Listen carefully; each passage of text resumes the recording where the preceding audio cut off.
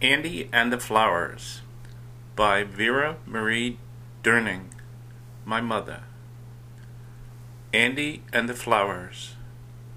Oh, what pretty flowers!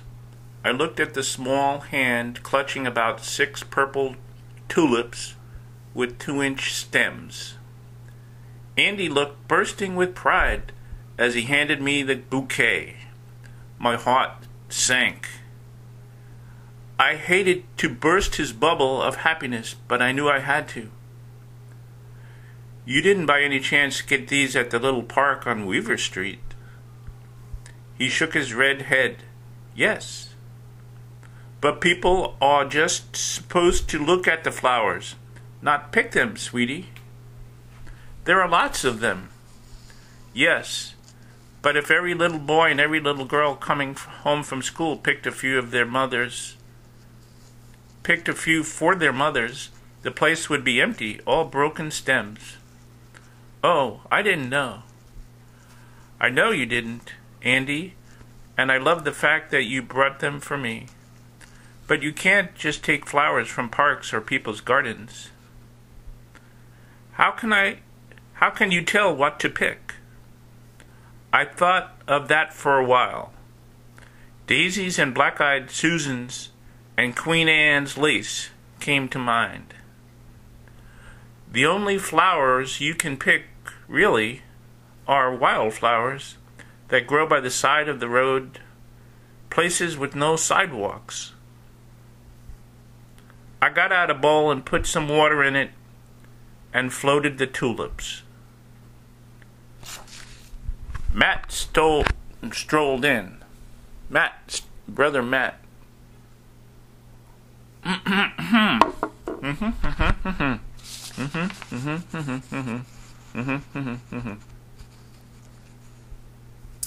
Okay. I got out a bowl and put some water in it and floated the tulips. Matt strolled in. Who stole the tulips? He turned to Andy. You got them at the park. I didn't steal them. Of course he didn't steal them. He thought it was all right. Just tell it to the cops. Brothers are so sweet. Drop it, Matthew. Don't scare your brother with that talk. When I went out to play, I moved the bowl onto the dining room table. I shook my head as I thought, too bad I couldn't tell him to pick flowers with long stems. My daughter made the announcement as she sat down for dinner. Andy, always pick long stems on flowers so Mom could put them in a vase. The following week, I was sitting in the kitchen doing a crossword puzzle and having a cup of tea. I heard the front door open, and Andy appeared in the kitchen. He was so sweet-looking, I loved to look at him. Something's crossed out. I love to space. Anyway, he had his hand behind his back. When he got near me, with a big smile, handed me another bouquet. This time it was for Cynthia, daffodils, and a red geranium, long stems too. I got weak inside. Someone's garden. You got these in someone's garden? No, he answered with confidence. These are wildflowers, growing right next to the road. There were no sidewalks, just like you said. Where? I asked. On Carlion, right next to the Duffs. Oh, Andy, really? No.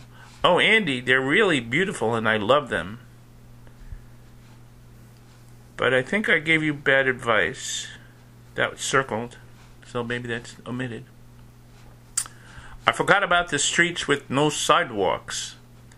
These are from someone's garden. Someone's really going to be angry about these.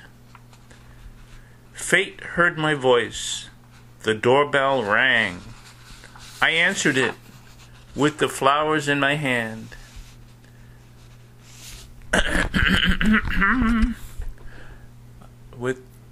with the flowers in my hand, my mama stand by the door.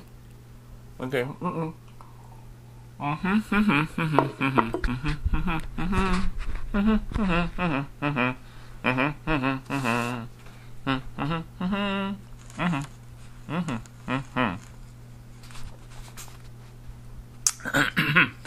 Now I shall reread that last part to restart it. Okay. Fate heard my voice. The doorbell rang. I answered it with the flowers in my hand.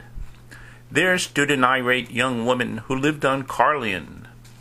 She was fuming, and I knew she would not listen to anything I had to say. I tried to tell her it was my fault. Andy came to my side and she yapped at him. When she quieted, I tried to give her the flowers. She didn't like that either. Please, you might as well get some enjoyment. They are yours.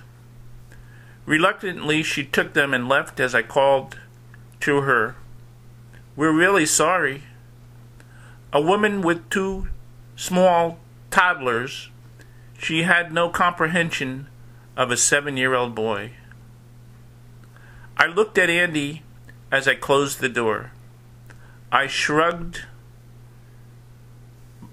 crossed out my shoulders.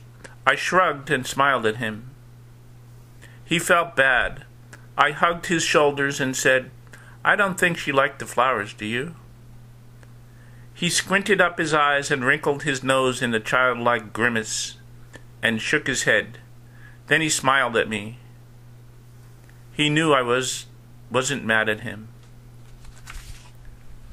Andy and the Flowers by Vera Marie Durning.